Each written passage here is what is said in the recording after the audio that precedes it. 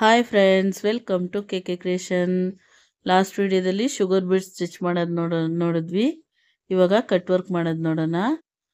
ಒಂದು ಕಾಟನ್ ಬಟ್ಟೆನ ತ್ಯಾವ ಮಾಡಿಕೊಂಡು ಲೆಫ್ಟ್ ಹ್ಯಾಂಡಲ್ಲಿ ಇಟ್ಕೋಬೇಕು. ಊದ್ಗಡ್ಡಿ ಅಂಟಿಸ್ಕೊಂಡು ನಾವು ಚೈನ್ ಸ್ಟಿಚ್ ಹಾಕಿದ್ವಲ್ಲ ಅಲ್ಲಿ ಸೆಂಟ್ರಲ್ಲಿರೋ ಬಟ್ಟೆನ ಬರ್ನ್ ಮಾಡಬೇಕು.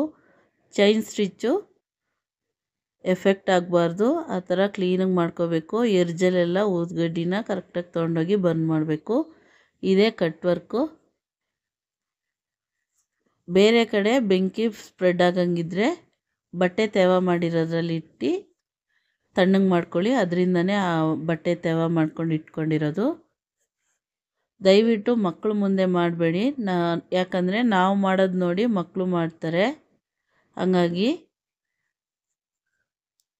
ಈ ವಿಡಿಯೋ ಇಷ್ಟ ಆಗಿದ್ದರೆ ಲೈಕ್ ಮಾಡಿ, ಶೇರ್ ಮಾಡಿ, ಸಬ್ಸ್ಕ್ರೈಬ್ ಮಾಡಿ. Thank you for watching. Bye.